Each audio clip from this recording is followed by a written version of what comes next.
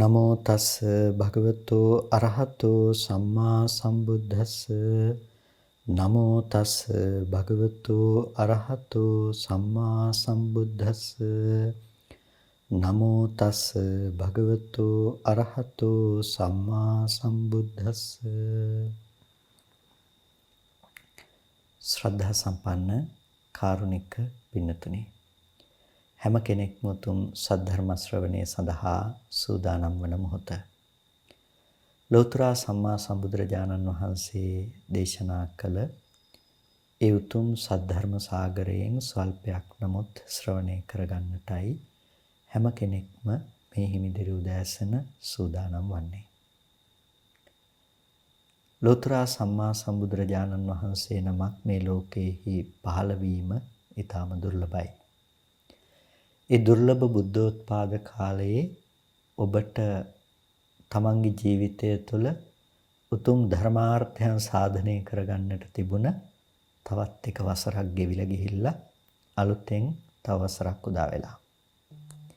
බුද්ධෝත්පාද කාලය අවසන් වෙනවා කියන්නේ සතුටු වන්නට පුළුවන් දෙයක් නෙමෙයි. අපට තවදුරටත් වීරිය උපදවා ගත යුතු දෙයක්. තවදුරටත් අපි බුද්ධියෙන් යුක්තව කටයුතු කළ යුතු ආකාරයක් පිළිබඳව අපිට පෙන්වා දීමකුයි අවුරුද්දක් ගෙවුණා කියන එක තුල පවතින්නේ. එනිසා මේ නව වසර තුල ඔබේ ජීවිතය ධර්මානුකූලව හික්මවා ගන්නට අදිෂ්ඨාන ඇති කර ගන්නට අවශ්‍යයි. මොකද එහෙම නොවුනොත් එහෙම අපි අපේ ජීවිතය නිකරුණේ අපතේ හැරියා වෙනවා. මෙච්චර වටින බුද්ධෝත්පාද කාලයකුත් ලැබිලා ඔබට සුලභ වන දේවල් නිසාම, ඒ කියන්නේ සසරෙදිත් සුලභ දේවල් නිසාම ඔබ මේ ජීවිතේ නිකරුණේ වියපැහැදම් කරලා නම් කිසිම ප්‍රයෝජනයක් නැත්තේ නෑ. ඒ වගේම අර්ථාන්විත නොවන ආකාරයට ඔබේ හිත හදාගන්නෙත් නැතුව ගත කරන කාලය හරියට මරුණා හා සමානයි. ඒකයි දේශනා කළේ පමාදෝ මච්චනෝ පදං කියලා. ප්‍රමාදේ කියන එක මරණයට කියන තවත් එක නමක්.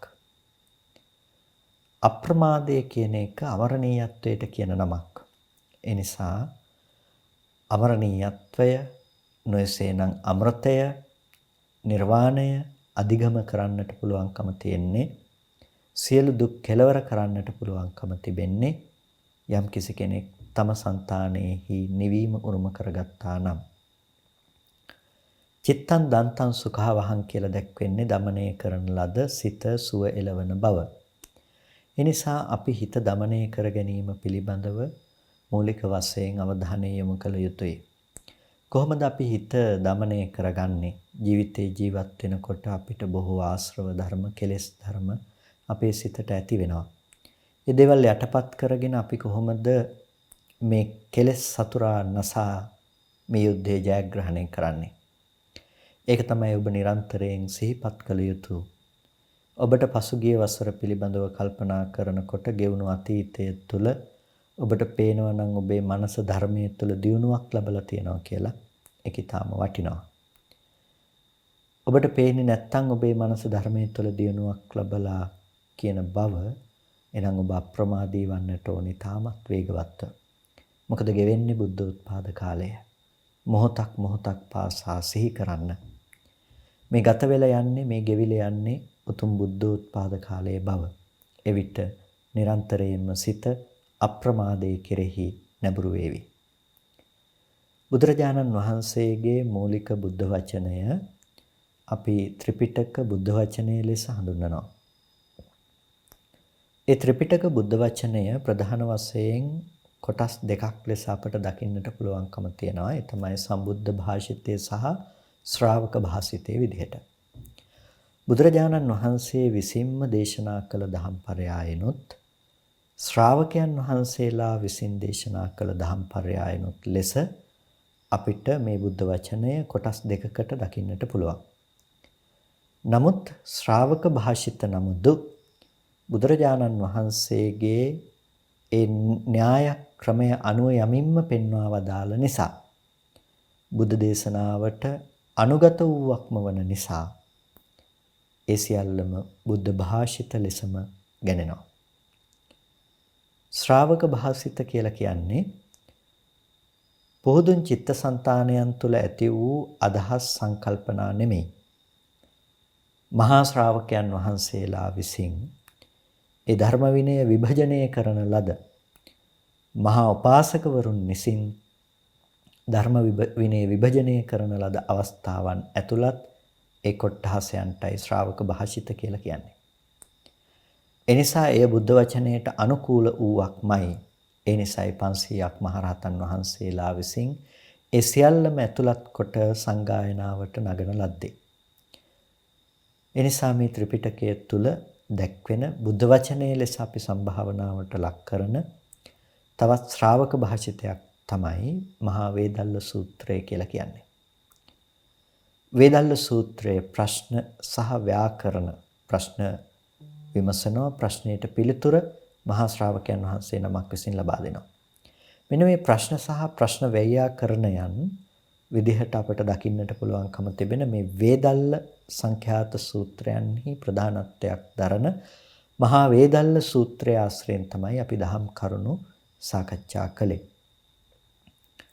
අවසාන දේශනාව තුළ අපි හඳුනා ගන්නට යෙදුණා සම්මා දිට්ඨිය උපදවා ගැනීම සඳහා ප්‍රත්‍ය අනුග්‍රහ කරන ධර්ම කොච්චරක් තියෙනවද කියන එක. එතකොට සම්මා දිට්ඨිය උපදවා ගැනීම සඳහා ප්‍රත්‍ය හැටියට ප්‍රත්‍ය දෙකක් අපි හඳුනා ගන්නට යෙදුණා. ද්වේකෝ ආවසෝ පච්චයා සම්මා දිට්ඨිය උපාදාය. එවැත්නි ප්‍රත්‍ය දෙකක් තියෙනවා සම්මා දිට්ඨිය උපදවා ගැනීම පිණිස. පරතෝච ගෝසෝ යෝනිසෝච මනසිකාරෝ. එතකොට පරතෝච ගෝසෝ කියලා කියනවා අනුන්ගෙන් ධර්මය අහලා අපි දැනගන්නට ඕනේ. යෝනිසෝච මනසිකාරෝ කියලා කියනවා යෝනිසෝ මනසිකාරයට මනවින් පවත්වන මෙනෙහි කිරීමට. එතකොට මෙන්න මේ ප්‍රත්‍ය දෙක තමයි සම්මා දිට්ඨිය උපදවන්නට සමර්ථ වන ධර්මයේ බවට පත් වෙන්නේ. ඊට පස්සේ කොට්ටිත තෙරුන් වහන්සේ නැවත මත්ෙහි ප්‍රශ්නයක් විමසනවා. කතේහි පනාවසෝ අංගේහි අනුග්‍රහිතා සම්මා දිට්ඨි චේතෝ විමුක්ති පලාච්ච හෝති චේතෝ විමුක්ති පලානි සංසාච්ච. එතකොට මේ ඇවැත්නි කවර ධර්මයන්ගෙන් එතකොට කතේහි පනාවසෝ අංගේහි අනුග්‍රහිතා ඇවැත්නි කවර අංගයන්ගෙන් අනුග්‍රහිත වූ සම්මා දිට්ඨියද චේතෝ විමුක්ති ඵලයන් උපදවන්නේ චේතෝ විමුක්ති ඵලානි සංසගෙන විද්දෙන්නේ.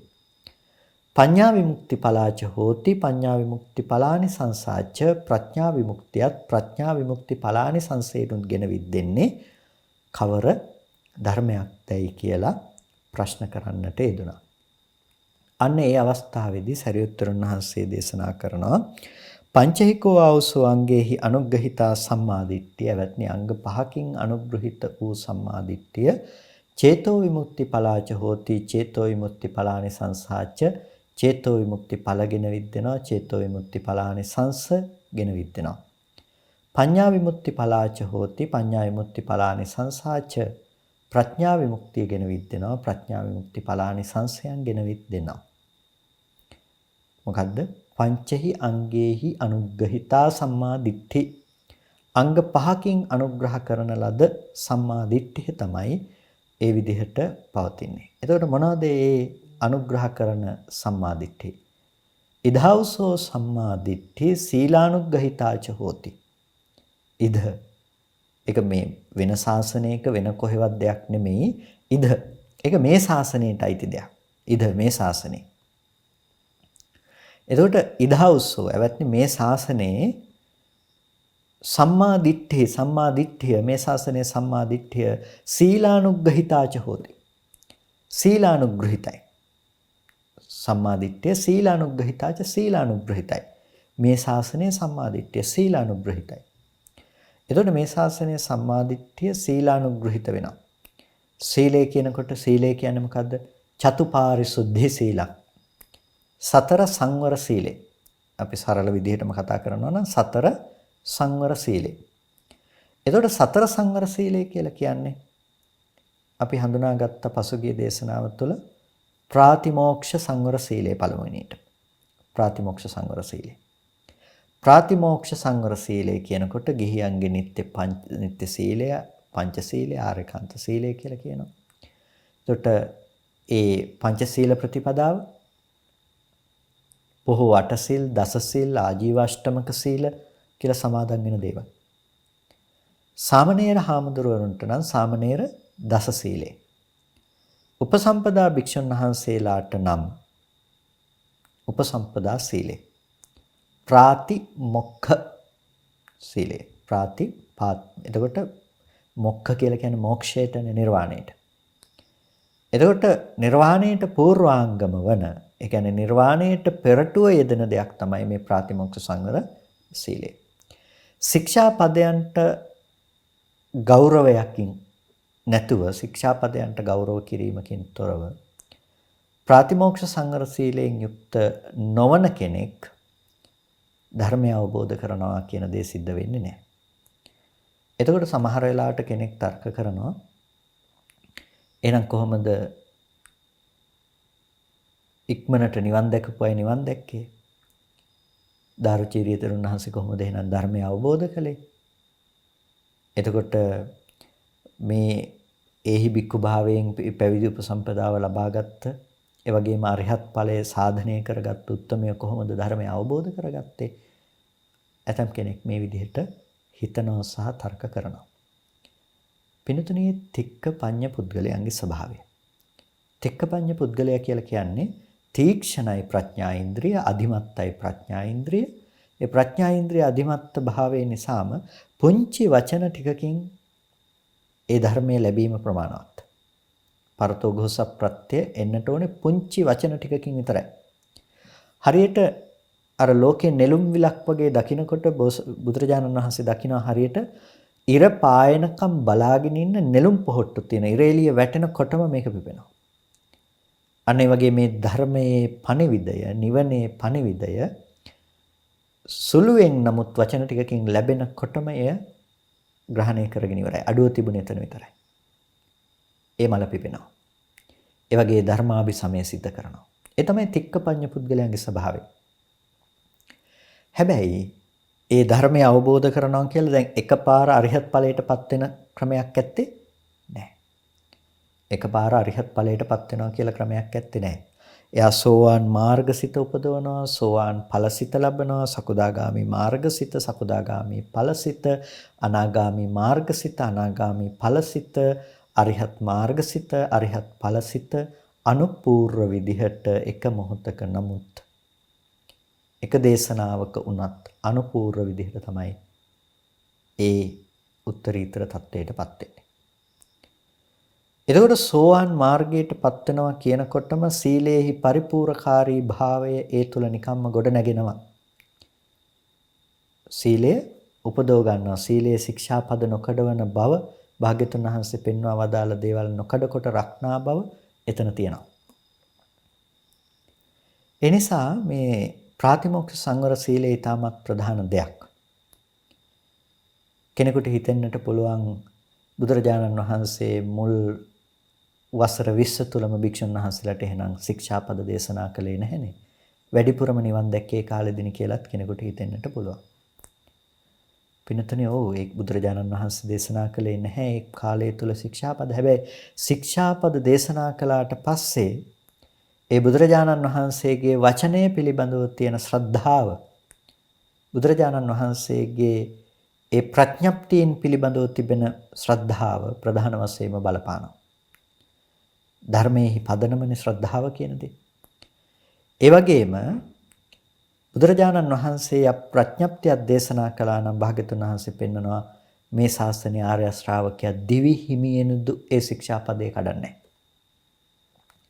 ජීවිත හේතුම්පි කියලා දේශනා කරන්නේ ජීවිතේ හේතු කරගෙනවත් පණවම දාලා ශික්ෂාපදයක් කඩන්නේ නැහැ කියනවා ආර්ය ශ්‍රාවකයා. දැන ඒක කඩන්නේ නැහැ. එතකොට ඒක තමයි ආර්ය ශ්‍රාවකයෙකු සතුව පවත්නා උත්තරීතර ගුණාංගයේ බවට පත් වෙන්නේ. එතකොට බලන්න ඒ සීලය කොච්චර පරිපූර්ණකාරී වෙනවද? එතකොට අද දවසේදී ඇතැම් වෙලාවට ඇතැම් පුද්ගලයන් විසින් මේ විනය ප්‍රතික්ෂේප කරන්නට උත්සාහවත් වුණත් ඔවුන් දන්නේ නැහැ ප්‍රාතිමෝක්ෂ සංවර සීලය නැතුව මේ ප්‍රතිපදාවේ වැඩිමක් නැහැ කියන එක. එනිසා ප්‍රාතිමෝක්ෂ සංවර සීලය කියලා කියන්නෙම නිවනට පූර්වාංගම වන සීලය නිසා. එනිසා සීලයේ මූලික පදනම සකස් කරන්නේ. සීලයේ මූලික පදනම සකස් කරනවා තික්කමඤ්ඤ පුද්ගලයෙකුට උනත්. ඒ කියන්නේ මේ ධර්මයේ එක ළඟ එක ශ්‍රවණය කළ ඒකලේශ මාත්‍රකින් ධර්මය අවබෝධ කරගන්න උතුමෙකුට උනත් සීලය පරිපූර්ණකාරී වෙනවාමයි. එනිසා ආර්ය ශ්‍රාවකයෙක් බුද්ධේ අවෙච්ඡප්පසාදේන සමන්නාගතෝ කියලා කියන්නේ. බුදුරජාණන් වහන්සේ ගැන නොසෙල්වෙන සැහැවි ඇති ශ්‍රද්ධාවක් තියෙනවා. ධර්මයේ ගැන නොසෙල්වෙන සැහැවි ඇති ශ්‍රද්ධාවක් තිබෙනවා.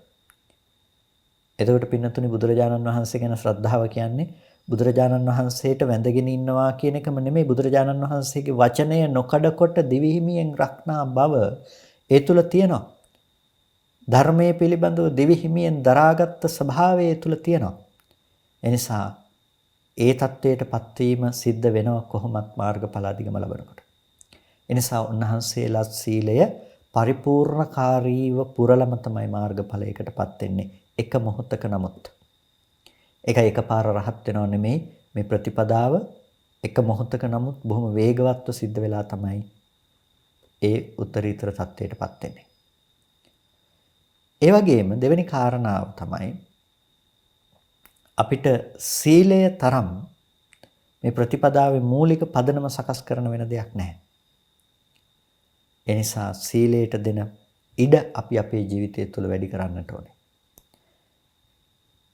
ගිහියෙකු හැටියට ඔබ පන්සිල්, දසසිල්, අටසිල්, ආජීවාෂ්ටමක සීල මේ සීලයන් තුළ පිහිටා සිටින්නට ඕනේ. අවම පන්සිල් පද පහවත් ඔබේ පදනම බවට පත් කරගන්නට ඕනේ. හැබැයි සිල් රකින්නවා කියලා කියන්නේ පින්නතුනේ ඔබ සිල්පද ටික සමාදන් වෙලා නිකන් ඔහේ බලාගෙන හිටියා කියන එක නෙමෙයි. සිල් ටික සමාදන් වෙලා ගිහිල්ලා නිදාගත්තා කියලා සිල් ආරක්ෂා වෙන්නේ නැහැ. සිල්පද ටික සමාදන් වෙලා ඔහේ ලෝකේ දේවල් හිත හිටියා කියලා ඔබට සිල් රකින්න කුසලයේ සිද්ධ වෙන්නේ නැහැ. ඔබට සීලය සමාදන් වෙන මොහොතේ කුසලයේ සිද්ධ වෙයි. ඊට පස්සේ ඔබ ඒ ගැන තැකීමක් නොකරන තාක් සිතක් නූපදවන තාක් ඔබට සිල් පිරීමෙන් ලැබෙන ආනිසංස ලැබෙන්නේ නැහැනේ. එහෙනම් ඔබට අර අපි මීට පෙර දේශනාවේ දැක්කෝ වගේම යම් හේතුවක් නිසා නම් ඒ ශික්ෂාපද බිඳෙන්න පුළුවන්කම තියෙන්නේ. ඒ ශික්ෂාපද නොකඩකොට රකින්නවා කියන අදිෂ්ඨානයෙන් යුක්තව කටයුතු කරන්නට ඕනේ. යම් සංයෝජනයක් නිසා නම් ශික්ෂාපද බෙහෙදයට පැමිණෙන්නේ ඒ සංයෝජන දුරු කිරීම සඳහා ඔබ අප්‍රමාදී වන්නට ඕනේ. එතකොට ඔබට කරන්න දෙයක් තියෙනවා. සිල් රකින්නවා කියලා ඔබට කරන්න දෙයක් තියෙනවා. ඒ අනුව තමයි අපි සීලය සම්පූර්ණ කරන පුද්ගලයෙක් බවට පත් වෙන්නේ. ඒ නිසා ප්‍රාතිමෝක්ෂ සංවර සීලය ඔබ සමාදන්ව ආරක්ෂා කරනකොට ඒ කියන්නේ ඔබට ඒ වෙනුවෙන් කරන්න දෙයක් දැන් තියෙනවා කියන එක. ඊට පස්සේ අපිට ප්‍රාතිමෝක්ෂ සංවර සීලය ළඟට අපිට හම්බ වෙනවා ඊළඟ සීලය ආජීව පාරිශුද්ධ සීලය. භික්ෂුන් වහන්සේ නමකට නම් 21 අනේසන ධර්මයන්ගෙන් මිදිලා ඒ තමන් වහන්සේ වඩන සීලය ආජීවය ඇති කර ගැනීම පාරිශුද්ධ ආජීවයක් විදිහට ආජීව පාරිශුද්ධ සීලය. ගිහි කෙනෙක් නම් ඔහුගේ දිවි පැවැත්ම යහපත්ව පවත්වා ගැනීම. ඒ කියන්නේ සත්ව වෙළඳාම්, මස් මාංශ වෙළඳාම්, අව්‍යායුධ වෙළඳාම් ආදී එබඳු ක්‍රියාකලාපයන්ගෙන් එබඳු වූ දිවි පැවැත්මවල වලින් තමන් මිදී නිදහස් වී තමන්ගේ ධාර්මික ජීවනෝපායක් ඇතුව වාසය කිරීම. ජීවත් වන්නට කියලා මිනිස්සු මොකක් හරි කරලා ජීවත් වන්නට ඇතැමුන් උත්සාහවත් වුණාට ජීවිතය කියලා කියන්නේ මේ අවුරුදු 50ක් 60ක් පමණක් නෙමෙයි. ඒ 50ක් 60ක් විතරක් ළඟ බලන කෙනෙක් බවට ඔබ පත්වන්නට එපා. ඊට වඩා ටිකක් එහාට බලන්න. අනන්ත අප්‍රමාණ සසර ගමනක යන අපිට කර්මයේ නැමැති සැඩපහරින් මේ අත ගහගෙන යන අපිට මරණය කියන දේ කොයි වෙලෙයිද කියන්න පුළුවන් කමක් නැත්තේ. ඔබ අද මේ ජීවිතේ ප්‍රමාදීව වාසය කරලා ඔබේ ජීවිකා වෘත්තිය පවා අධාර්මික ලෙස ගත කළොත් ඒ සෑම මොහොතකම දියුණු වෙන්නේ අකුසල ධර්මයන්. ඒ අකුසල ධර්මයන් ඔබව තවත් දුගතියටම පත් කරනවා. ආය මිදීමක් කවදා වෙයිද කියන එක කියන්නට පුළුවන් කමක් නැහැ. එනිසා ඔබේ ජීවිතය තුළ ආජීව පාරිශුද්ධ සීලය තියෙන්නට අවශ්‍යයි. ආජීව පාරිශුද්ධ සීලය ඔබ අද ජීවත් වීම සඳහා තෝරා ගන්නා වෘත්තිය ධාර්මික වෘත්තියක් බවට පත් කර ගැනීමෙහි පටන් යෝනිසෝ මනසිකාරයෙන් වාසය කිරීම දක්වාම අපිට කතා කරන්නට පුළුවන්කම තියෙනවා. ඔබේ ජීවිතයේ යෝනිසෝ මනසිකාරයෙන් වාසය කිරීම දක්වාම ධාර්මික රස්සාවක්, ධාර්මික රැකියාවක්. ධනෙ උපයන්නේ ධාර්මිකව. අධාර්මිකව උපයන්නේ නැහැ. බොරු කේලම් හිස් වචන පරස වචන ආදී කියමින් ධනෙ ඉපදීමක් කරන්නේ නැහැ. අනුන්ගේ දේවල් බලාත්කාරයෙන් පැහැර ගනිමින් ඔබ ඒ බඳු ආකාරයෙන් ජීවිතය ගත කරන්නේ නැහැ. මේ ආකාරයට අපිට හිතලා බලන්නට ගොඩාක් පැති තියෙනවා. ගිහි කෙනෙක් හැටියට ඔබ ජීවත් වෙනකොට ඔබ ජීවත් වෙන පරිසරය පිළිබඳව ඔබ වඩාත් කල්පනාකාරී වෙන්න. ඔබ රැකියාව කරන විදිය ගැන, ඔබ රැකියාව කරන ස්ථානය ගැන බොහොම කල්පනාකාරී වෙන්න. සමහර වෙලාවට ඔබ ඒ ලබන වේතනයට ගැළපෙන විදිහට ඔබ කටයුතු කරලා තියනවාද? ඔබ ඊට අදාළ වෙන ලෙස ඔබ හැසිරලා තියනවාද? මේ දේවල් පවා ඔබේ ආජීවයේ පාරිශුද්ධ ලෙස පවත්වන්නට උපකාර වන දේවල්. ඇතැම් විට ඔබ ඒ වේතනයක් ලැබමින් ඒට සුදුසු වන පරිදි කටයුතු සිද්ධ කරන්නේ නැත්නම් ඒක ඔබේ ආජීවයේ පැත්තෙන් පාරිශුද්ධ භාවයක් ඇති කරන්නේ නැහැ. එනිසා ඔබ ඒ පිළිබඳව කල්පනාකාරී විය යුතුයි. සීලය පිළිබඳව කල්පනා කරනකොට. ඒ කියන්නේ ඔබ වැඩ කටයුතු කරන වෙලාවල් වලදී ඔබ හොරට නම් මේ පඩිය ලබන්නේ. ඒ කියන්නේ ඔබ මේ වැඩ කටයුතු සිදු නොකොට ඔබ හුදෙක් ඒ කාර්යයන්ගෙන් තමාට පැවරුණු කාර්යයන්ගෙන් පැනලා ගිහිල්ලා ඒ දේවල් ඔබ කරලා තියෙන්නේ, ධනෙ උපයලා තියෙන්නේ ඒ විදිහේ ක්‍රමෝපායන්ගෙන් නම් අනික් අය රවටමින් නම් ඒ නිසා ඒක ආජීවයේ පිරිසුදු වෙන්නේ නැහැ. ඒ නිසා ඔබේ ආජීවයේ පිරිසුදු භාවයට පමනවා ගැනීම පිළිබඳව කතා කරනකොට ඔබ හැම වෙලාවකදීම කල්පනා කරන්න ඔබ කරන වෘත්තිය තුල තව කෙනෙක් අපහසුතාවයටපත් වෙනවද? තව කෙනෙක් පීඩාවටපත් වෙනවද? තව කෙනෙක් වංචා කරලාද ඔබ මේ පඩිය ලබන්නේ, වේතනය ලබන්නේ තව කෙනෙක් වංචා කළාද? තව කෙනෙකුට බොරු කරලාද ඔබ මේ පඩිය ලබන්නේ? මේ දේවල් පිළිබඳව කල්පනා කරන්න. එතකොට ඔබට තේරෙනවා නම් ඔබ ඒ වැටුපට සරිලන විදිහට ඔබ ඔබේ ඒ ක්‍රියාකාරකම් ඔබ සිද්ධ කරන්නේ නැහැ, ඔබ වැඩ කරන්නේ නැහැ කියලා ඔබට තේරෙනවා නම් ඔබ තේරුම් ගන්න ඔබේ ආජීවයකින් අපිරිසුදු වෙනවා. දිවි පැවැත්ම කියන එක අපිරිසුදු වෙනවා. ඒ කියන්නේ ඔබ හොරට ඒ දේවල් ලබන්නේ. හොරට පරිභෝග කරනවා. ඒ නිසා එබඳු තත්වයකින් ආජීවය අපිරිසුදු වන්නට දෙන්න එපා. ඔබ රාජ්‍ය සේවයේ වෙන්නට පුළුවන්, පුද්ගලිකාංශයක සේවයේ නිරත වෙනවා වෙන්නට පුළුවන්. ඔබේ ආජීවය ගැන ඔබ ටිකක් කල්පනාකාරී වෙන්න. ආජීවය පිළිබඳ කල්පනාකාරී වෙනකොට ඔබට පුළුවන්කම තියෙනවා ඔබෙන් විය යුතු දේ හරියට සිද්ධ කරන්න. පිනතුනි, ඒකේ ලැබෙන ආත්ම තෘප්තිය, ඒකෙන් ලැබෙන මානසික තෘප්තිය හරි විශාලයි. ඔබේ සීලය පිළිබඳව ආවර්ජනා කරනකොට, සීලය ගැන මෙනෙහි කරනකොට ඔබට ඒකෙන් ලැබෙන ප්‍රීතිය තමයි ඔබට ප්‍රමුදිත බව උපදවලා ඔබේ කය සංසිඳවන මට්ටමට ගන්න පුළුවන්කම තියෙනවා. ඔබේ දිවි පැවැත්ම ගැන හිතනකොට ඔබට සතුටක් උපදින්නේ නැත්තම් ඒ කියන්නේ ඔබේ සීලය අඩුයි කියන එක. ඔබේ දිවි පැවැත්ම තුළ ඔබ බලනකොට අනවජ්‍ය භාවය ඔබට දකින්න නැත්තම් ඔබේ සීලය අඩුවක් තියෙනවා. එනිසා ඔබේ ධාර්මික ජීවිතය පිළිබඳව ඔබ කල්පනා කරනකොට, ඔබේ ධාර්මික ආජීවය පිළිබඳව, දිවි පැවැත්ම පිළිබඳව ඔබ කල්පනා කරනකොට ඔබට ඔබ තුළම තුෂ්ටි ප්‍රමෝදය ඇති වෙන්නට ඕනේ. සතුට උපදින්නට ඕනේ. මම කාටවත් හිරිහැර වෙන පරිදි ජීවත් වෙලා නැහැ. කාටවත් හිංසාවන විදියට මම ජීවිතය ගත කළා නැහැ. ඔබට ඔබ තුළම සතුට වෙන්නට පුළුවන්කම තියෙනවා ඔබේ සීලය පිළිබඳව ආවර්ජනා කළා. පින්තුනි, ඒ සතුට සමාධිය උපදවන්නට ප්‍රධාන වශයෙන්ම හේතුවක් බවට පත් වෙනවා. සීලයේ විදිහට සංවර කරගන්නකොට ඒ සීලය රකින්න පුද්ගලයාගේ හිත ප්‍රීති ප්‍රමෝදය ඇති කරන්නට සමර්ථ වෙනවා. පමුදිතස්ස පීති ජායති. ඒ ප්‍රමෝදය ඇති කරගත්ත කෙනාට ප්‍රීතිය උපදිනවා. ඒ වගේම පීති මනස්ස කායෝ පස්සම්භති ප්‍රීතිය ඇති කරගත්ත කෙනාගේ කය සංසිඳෙනවා. පස්සද්ද කායෝ සුඛං වේදියති. කය සංසුන් කල්ලි සැප විඳිනවා, සැපේ ලැබෙනවා. එතකොට සුඛිනෝ චිත්තං සමාධියති. අන්න සැපවත් තුන කෙනාට සමාධිය උපදවනවා. එනස සමාධිය උපදින්නට අවශ්‍ය වපසරියක්, පරිසරයක් තියෙනවා. එතකොට සමාධිය උපදින්නට අවශ්‍ය පරිසරය ඔබ නිර්මාණය කරගත යුතුයි. ඒ නිසා ඔබ පිළිබඳව හිතනකොට ඔබට සතුට පේන්නට ඕනේ.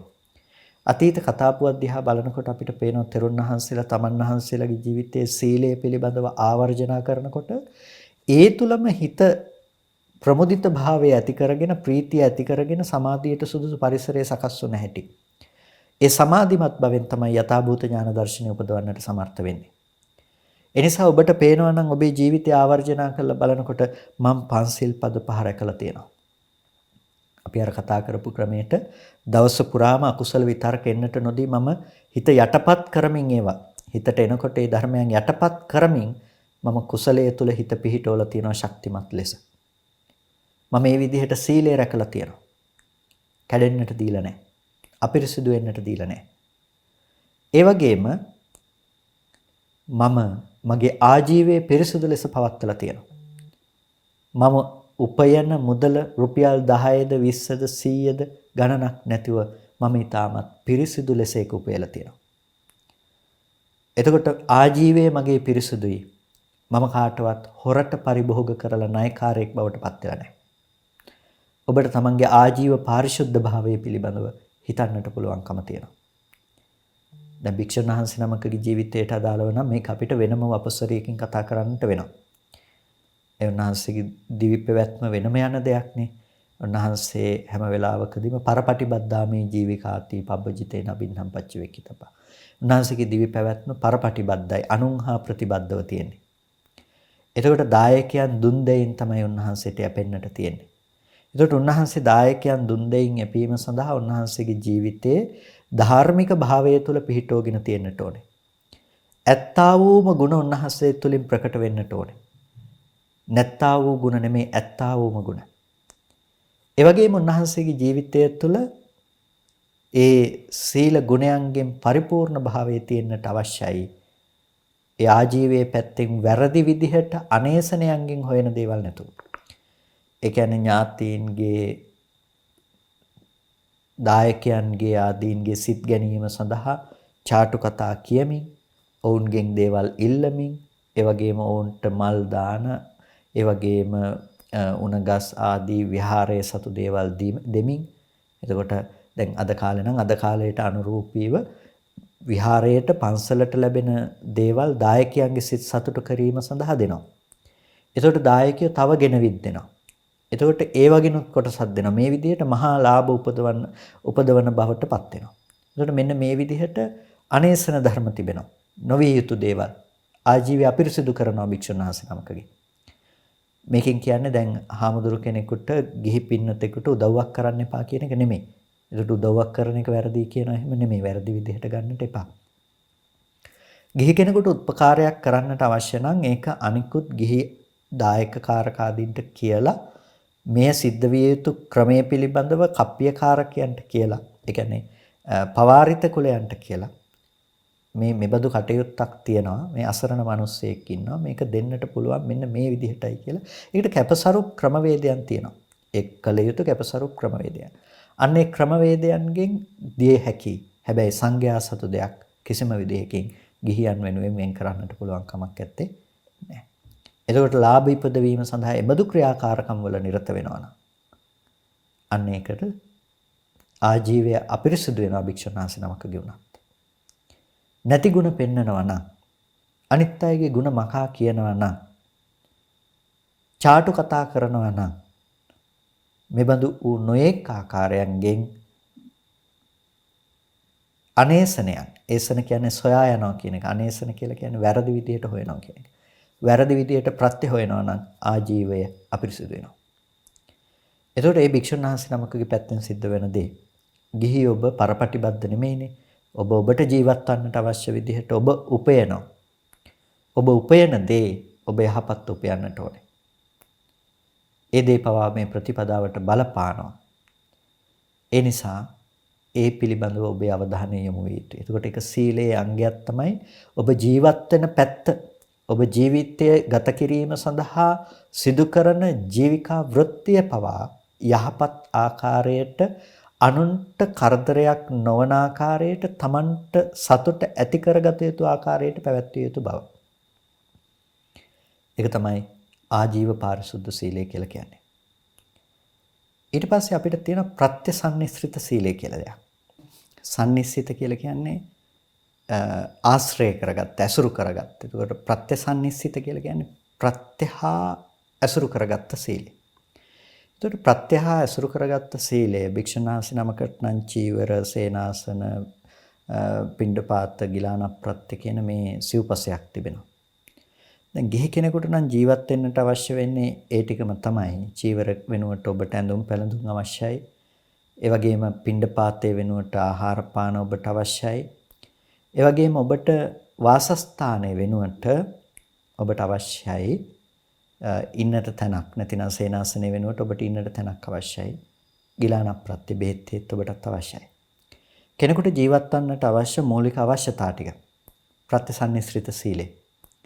ඒකට ප්‍රත්‍යසන්නිස්ෘත සීලය කියලා කියන්නේ මේ ප්‍රත්‍ය අසුරු කරගත්ත සීලය. භික්ෂුන් වහන්සේ නමක් නම් තමන්ට අවශ්‍ය දේවල් කුමක් සඳහාද කියන එක පිළිබඳව දැනගෙනම පරිහරණය කළ යුතුයි. චීවරය අවශ්‍ය වෙන්නේ කුමකටද? චීවරය අවශ්‍ය වෙන්නේ කුමකටද කියන එක දැනගෙනම උන්වහන්සේ පරිහරණය කරනවා. මම මේ චීවරය පරිහරණය කරන්නේ යාවදේව සීතස්ස පටිඝාතාය, සීත නැති කරන්නට, උන්හස්ස පටිඝාතාය, උෂ්ණ නැති කරන්නට, දංශ මකස වාතා තපසිරින් සප සම්පස්සානම් පටිඝාතාය, මැසිමදුරු වදුරු වලින් නිදහස් වෙන්නට, ඒ කරදර වලින් මිදෙන්නට, මේ ආදී ප්‍රයෝජනයන් සඳහා හුදෙක්ම ලැජ්ජා ස්ථාන වසා ගැනීම සඳහා. එතකොට මම චීවරයක් පරිහරණය කරන්නේ මෙන්න මේ අර්ථය සඳහා. එතකොට දැන් ඔබ කල්පනා කරන්නට ඕන මේක ඔබේ ජීවිතයට ආදේශ කරගන්නකොට ඔබ ඇඳුම් පැළඳුම් අඳින්නේ. ඔබ ඇඳුම් පැළඳුම් අඳින්නේ ඔබට අවශ්‍යතා ටිකක් තියෙනවා. මූලික අවශ්‍යතාවයක් විදිහට ඔබටත් ඒ විදිහටම ඔබේ ජීවිතයේ අවශ්‍යතාවයන් තිබෙනවා. අවශ්‍යතාවයන් මොනවාද? කොටින්ම ලැජ්ජා ස්ථාන වහගන්න පුළුවන්කම තියෙන්නට ඕනේ. ඒ වගේම මැසි මදුරු වදුරු වලින් මේ පීඩාවන්ගෙන් ඔබව ආරක්ෂා වෙන්නට ඕනේ. අවුවෙන් වැස්සෙන් හොලකින් මේ වගේ රැකෙන්නට අවශ්‍යයි. සමාජය තුළ ඔබට ජීවත් වන්නට අවශ්‍යතාවය තියෙනවා. මොකද පොදු සම්මුති සමාජයක් සමග ඔබ ජීවත් වෙන්නේ. ඒ නිසා මේකෙන් කියන්නේ ඔබට හොඳ ඇඳුම් අඳින්නට එපා. වැරහැල්ලක් ඇඳ ගන්නට කියන එක ගැන නෙමෙයි. දැන් භික්ෂුන් වහන්සේ නමකගේ සීමාව වෙනස්.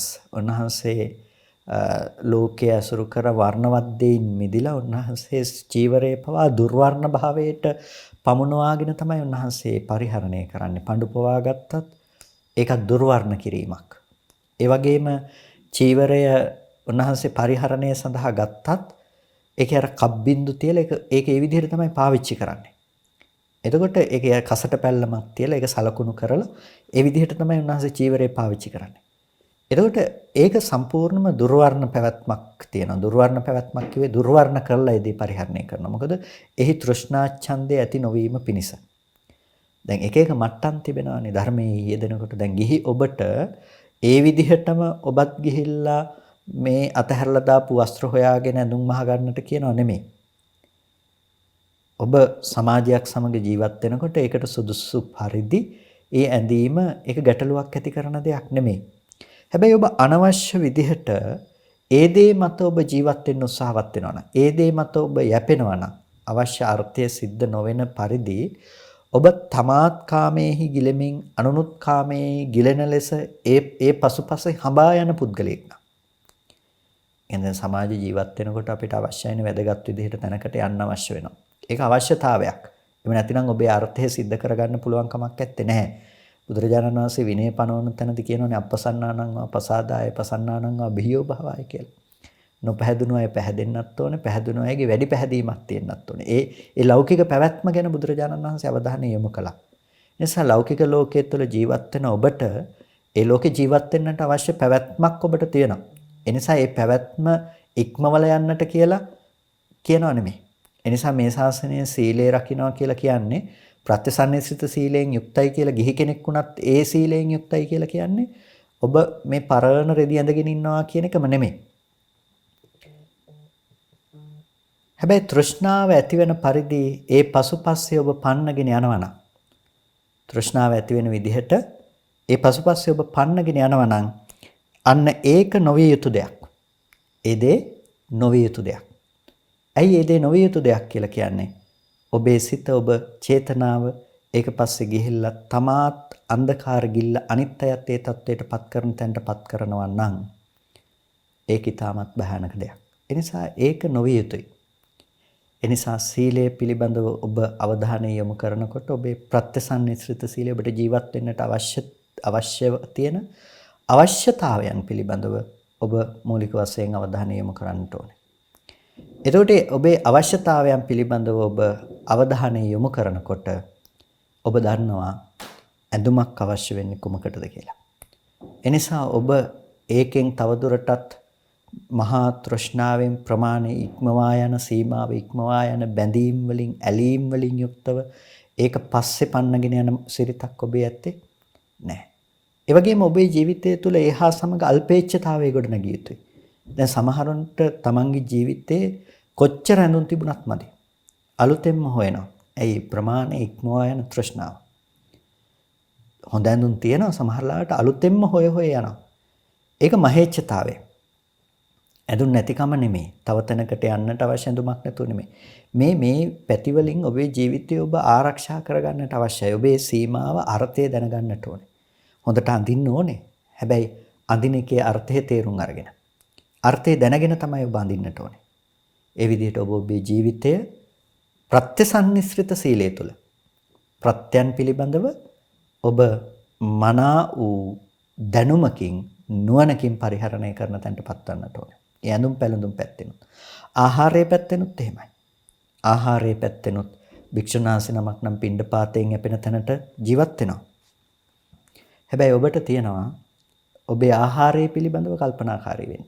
ඔබේ ආහාරය පිළිබඳව ඔබට සිහියෙන් යුක්තව ඒ ගන්නට අවශ්‍යයි. එහි අර්ථය දැනගන්නට අවශ්‍යයි. ඒ කුමක් සඳහා පවතිනවද කියන එක ගැන. ඒ කියන්නේ හොඳට කන්න එපා කියන එක නෙමෙයි. ඔබ ආහාර පාන ගත යුතුයි. එහි අර්ථය දැනගෙන එහි මුලා නොවි. ඒක ඔබේ ප්‍රත්‍යසන්නිශ්‍රිත සීලයට අදාළ දෙයක්. ඔබ සිල්වත් වෙනකොට මේ ධර්ම ප්‍රතිපදාව කියන එක වෙනම එකක්. අඤ්ඤාහි ලාභෝපනිසා අඤ්ඤා නිබ්බාන ගාමිනී. එතකොට ලාභ හොයාගෙන යන ඒ ගමන් මඟ වෙනම එකක්. නිර්වාණ ගාමිනී පැවැත්ම කියන එක පින්නතුනි වෙනම එකක්. මේ දෙක. ඒක අපි හරියට විශ්ලේෂණය කරගන්නට ඕනේ. මේ ප්‍රතිපදාවන් දෙකක්. මේක ක්‍රම දෙකක්. ඒ නිසා මේක ඇතුලේ තියෙනවා හිත නිවෙන පැත්තකට තමන් අරගෙන යන ගතිය. ඒ ක්‍රමය අරගෙන තියෙන අතෘප්තිකර බව. ගිහි ජීවිතය තුළ ලාභ හොයාගෙන යන පැත්තට යනකොට ඔබට අතෘප්තිකර බවක් තියෙනවා. හැබැයි ඔබ අල්පේච්ඡ ගුණයන් ඔබේ හිත තුළ පුරුදු කරගෙන යනකොට ඔබට තියෙනවා තෘප්තිමත් බවක්. බේත් හේත් තුළ ඔබේ සංවරය තියෙන්නට ඕනේ. කොටින්ම ඔබේ ජීවිතය ගත කරන්නට කියලා ඔබ එකතු කරගන්න දේවල් ඇතුලේ ඔබේ සීලය තුළ කෙරෙන්න දෙයක් තියෙනවා. ඒ තමයි එහි සංවරයට පැමිණීම. ඔබේ ජීවිතයේ අත්‍යවශ්‍ය දේවල්, අවශ්‍ය දේවල්, අනවශ්‍ය දේවල් මේ දේවල් ටිකක් වෙන් කරගන්න. එතකොට ඔබට ඔබේ ජීවිතය තුළ පේනවා නම් අත්‍යවශ්‍ය දේවල් කියලා ඒ දේවල් ගන්න.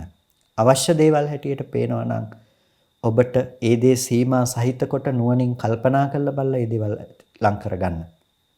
අනවශ්‍ය දේවල් ඔබේ ජීවිතෙන් අයින් කරන්න. එතකොට ඔබට ප්‍රත්‍යසන්නිශ්‍රිත සීලය කියන දේ පිළිබඳව අවධානයක් යොමු කරන්නට වෙනවා. එතකොට දැන් ප්‍රාතිමෝක්ෂය ආජීවය ප්‍රත්‍යයන් පිළිබඳව වගේම අපිට හම්බ වෙනවා ඉන්ද්‍රිය සංවර සීලය. ඉන්ද්‍රියන්ගේ සංවරය. චක්කුණා රූපං දිස්සාන නිමිත්තක් ගාහි හෝති නානුභංජනක් ගාහි. ඇහෙන් රූප දැකලා අපි නිමිති අනුනිමිති වශයෙන් ගන්නෙ නැතුව රූපයන් පිළිබඳව නිමිති අනුනිමිති වශයෙන් ග්‍රහණය කරගන්න නැතුව මිදෙනවා. හිත පවත්වනවා. කනෙන් ශබ්ද අහලා නිමිති අනුනිමිති වශයෙන් ගන්න නැතුව යනවා. මොන විදිහටද? ඇහෙන් රූපයක් දැක්කාම දැකපු රූපය ගැන අපිට උපදිනව නම් පාපී වුණ අකුසල ධර්මයක්. විෂම ලෝභය ඇති වෙනවා නම්, ද්වේෂය ඇති වෙනවා නම්, අන්න ඒ දේවල් ඇති නොවන විදිහට අපි ඉන්ද්‍රිය සංවරයේ පිණිස පිළිපන්නවා. අපි ඉන්ද්‍රිය සංවරය ඇති කරගන්නවා. අපි ඕනවට වඩා තෘෂ්ණාවෙන් ලග්නා තැන්වල ගිහිල්ලා ඇලෙන්නේ නැහැ.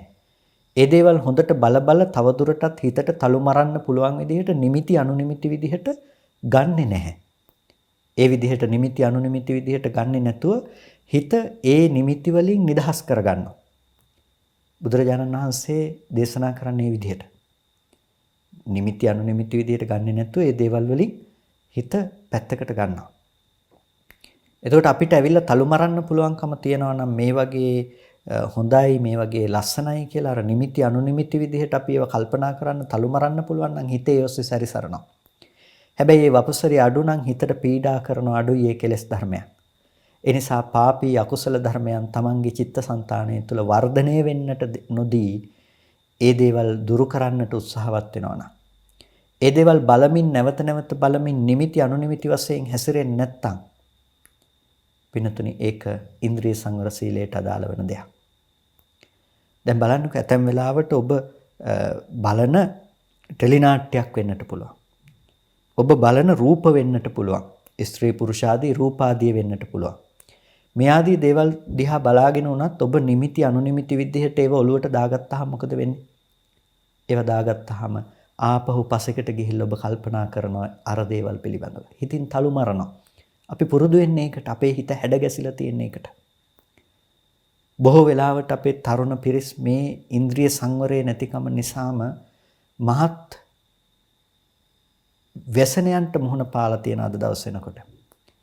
මොකද හිත කියන පැත්තට ගිහිල්ලා ඒ දේවල් ඔස්සේ තමන්ගේ මනස අරගෙන යමින් මහා විනාශයන් කරා පිය නගනවා. මොකද දන්නේ නැහැ යන්නේ කොතෙන්ටද කියලා.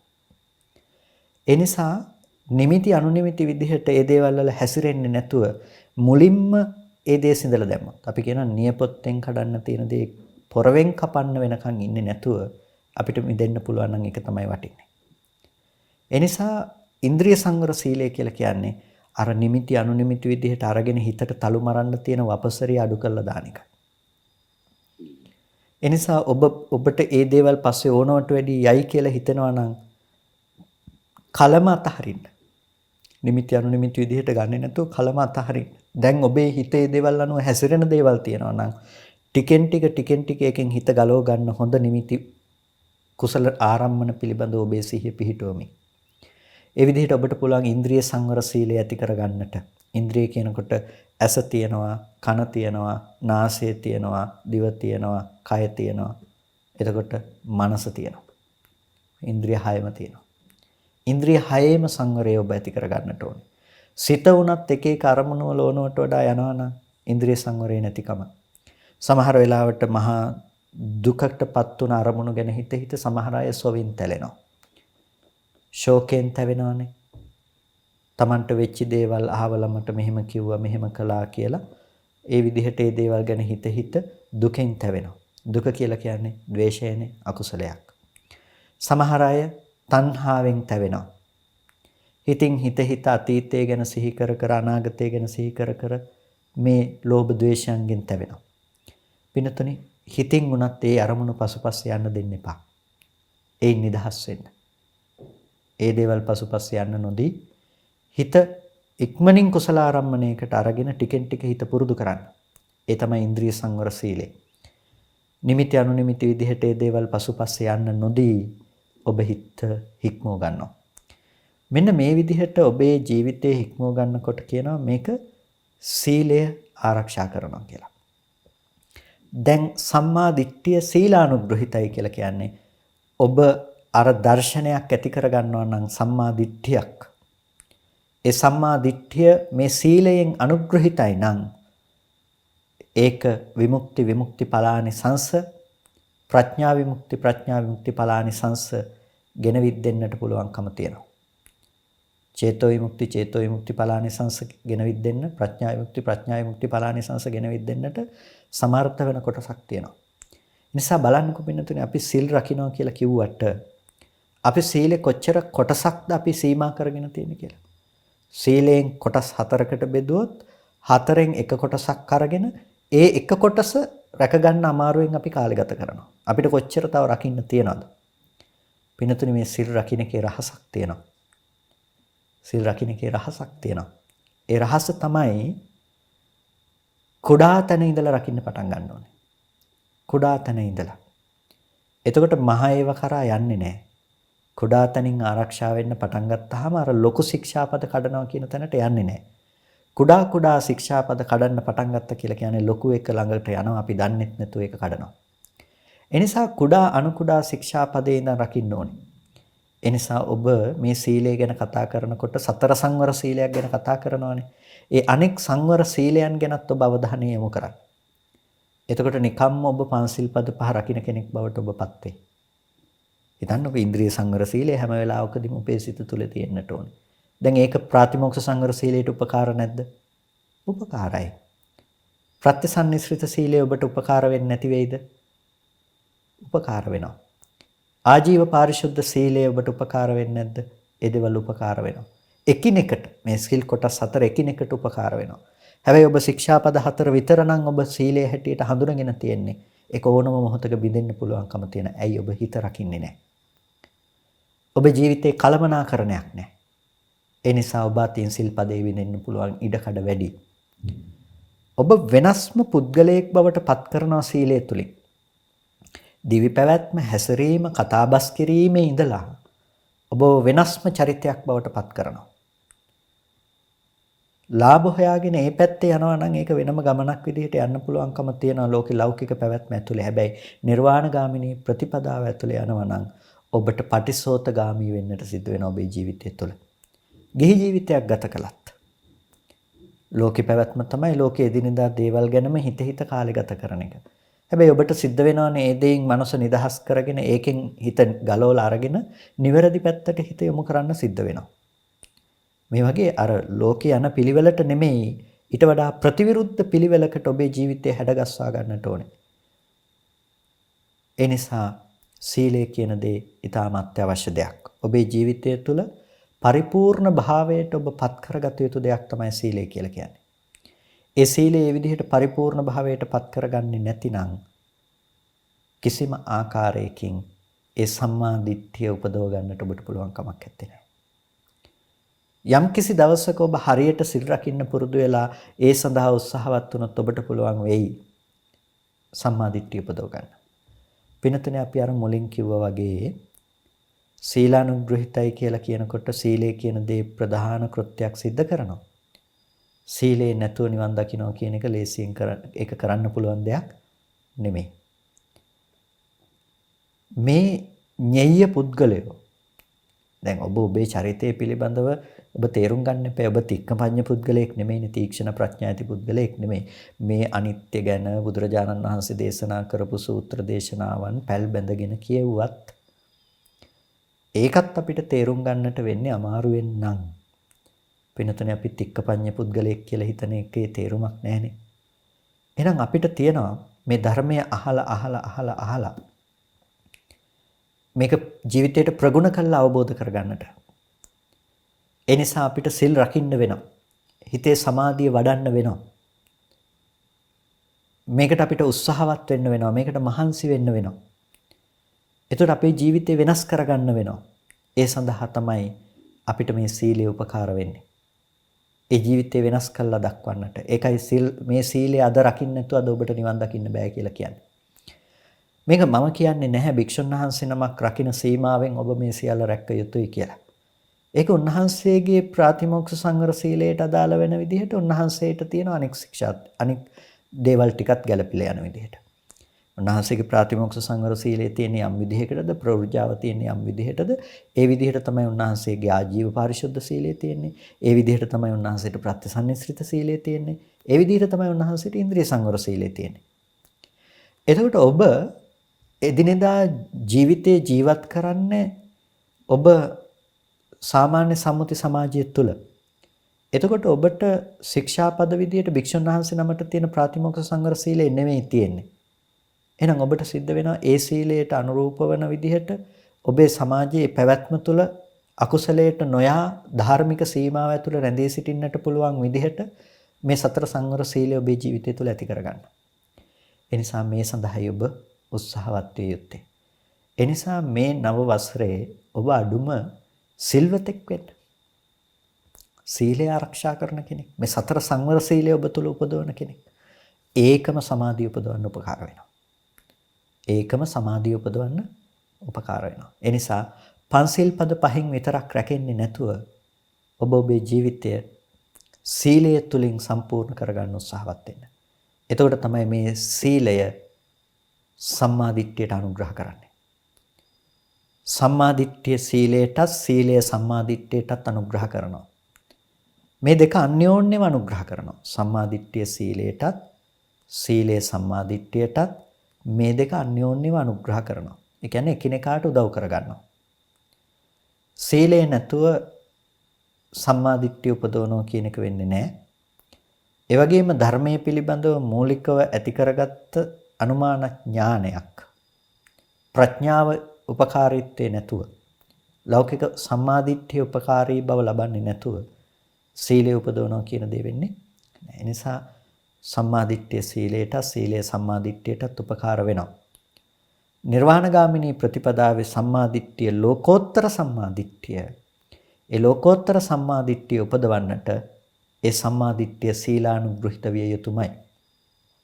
සම්මාදිට්ඨිය සීලානුග්‍රහිත විය යුතුමයි. අන්තෝ ජටා බහි ජටා ජටාය ජටිතා පජා තන්තං ගෝතම පුච්චාමි කොයිමං විජටේ ජටං කියලා අහනකොට සීලේ පතිට්ඨාය නරෝ සපඤ්ඤෝ සීලේ පතිට්ඨාය සීලේක පිහිටලා කවුද නරෝ සපඤ්ඤෝ ප්‍රඥාව සහිත පුද්ගලයා. චිත්තම් පඤ්ඤංච භාවයන් සිතයි ප්‍රඥාවයි වඩනවා නම් ආතාපි නිපකෝ බික්ඛු නේපක්ඛ ප්‍රඥාවෙන් යුක්ත කෙලස් තවන වැර ඇති ඔහු සෝයිමං විජටේ යටන් ඒකේනා තමයි මේ අවුල නිරවුල් කරන්නේ. එතකොට ඒකේනා හැම වෙලාවකදීම නුවණින් යුක්ත පුද්ගලයෙක් නුවණින් යුක්තව තමයි සිල්වතෙක් බවට පත් වෙන්නේ. ඒකේනා ඒ කියන්නේ සීලානුග්‍රහිතයි හැම වෙලාවකදීම සම්මාදිට්ඨිය ලෞකික සම්මාදිට්ඨිය උපකාර වෙනවා ඒ සීලය ඇති කරලන්නට. මේ අන්‍යෝන්‍ය වශයෙන් උපකාර වන දෙයක්. එතකොට තමයි නිවැරදිව සම්මාදිට්ඨිය ඇති කරගන්නට අපිට පුළුවන්කම තියෙන්නේ. ඒ නිසා ඔබ සීලය ආරක්ෂා කරන්න සම්මාදිට්ඨියෙන් යුක්තව. සම්මාදිට්ඨිය වඩන්න සම්මාදිට්ඨිය සඳහා උත්සාහවත් වෙන්න සීලයෙන් යුක්තව. මේව වෙන් කරන්න පුළුවන් දේවල් නෙමෙයි.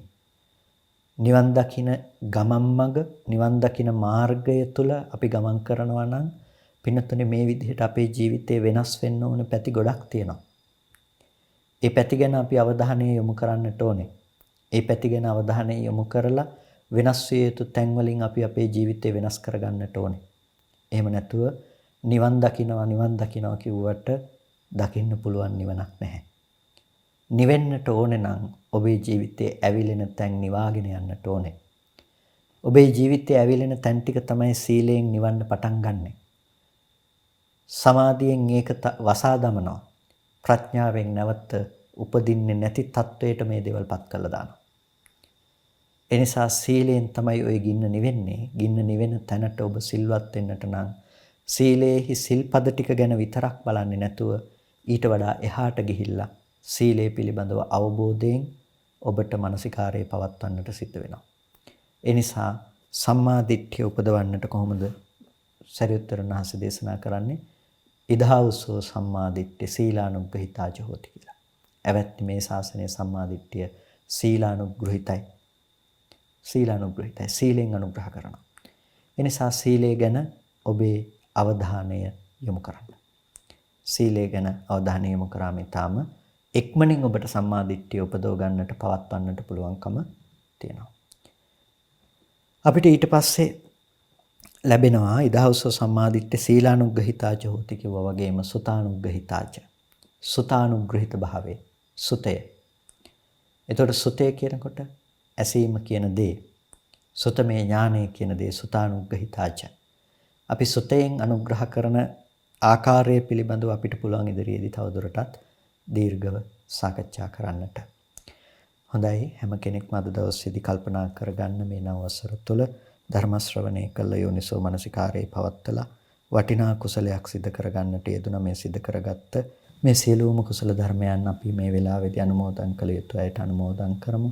අපට අර්ථයෙන් ධර්මයෙන් අනුශාසනා කළ ධර්මාචාර්ය අවසරයි මාංකඩවල සුදස්සන ස්වාමීන් වහන්සේට, අවසරයි මාංකඩවල නන්දරත්න ස්වාමීන් වහන්සේට, ස්වාමීන් වහන්සේලා දෙනමතම උතුම් නිවනින් සැනසීම පිණිස මේ කුසලය හේතු පාරමිතාවක්ම වේවා කියලා ප්‍රාර්ථනා කරනවා. ඒ වගේම මේ සීල කුසලයන් අපි දෙවියන්ට අනුමෝදන් කරමු. දෙවියෝ මේ පින් සතුටින් සාදුනාදයෙන් අනුමෝදන් වනු ලබත්වා. දෙවියන්ට උතුම් නිවනින් සැනසීම පිණිස මේ කුසලය හේතු උපනිශ්‍රේම වේවා කියලා සාදු කියලා දෙවියන්ටත් පින් දෙන්න. ඔබ සෑම සියලු දෙනා නමින් මෙලොව වශයෙන් හෝ සංසාරිකව මේ ගිහිල්ලා යම් ඥාතිවරයෙක් පින් බලාපොරොත්තු වෙනවා නම් සෑම සියලු ඥාති වර්ගයාම මේ පින තමන් කළ පිනක් මෙන් සතුටින් සාදුනාදයෙන් අනුමෝදන් වනු ලබත්වා. ඒ ඥාතීන්ට උතුම් නිවනින් සැනසීම පිණිස මේ කුසලය හේතු උපනිශ්‍රේම වේවා කියලා සාදු කියලා ඥාතීන්ට පින් අනුමෝදන් කරන්න. ධර්ම ශ්‍රවණය කළ ඔබ සියලු දෙනාටත් ඒ ඔබට ධර්මලාභය ලබා දෙන්නට කටයුතු කළ දායකත්වයේ දරූ පින්වත් සියලු දෙනාටත් මේ උතුම් කුසලය නිදුක් නිරෝගී සුවපත් බව චිරජීවනයේ සලසාගෙන අමා මහ නිවනින් සැනසෙන්නටම හේතු උපනිශ්‍රේම වේවා කියලා සාදු කියලා පින් අනුමෝදන් වන්න. සියලු දෙනාටම තෙරුවන් සරණයි.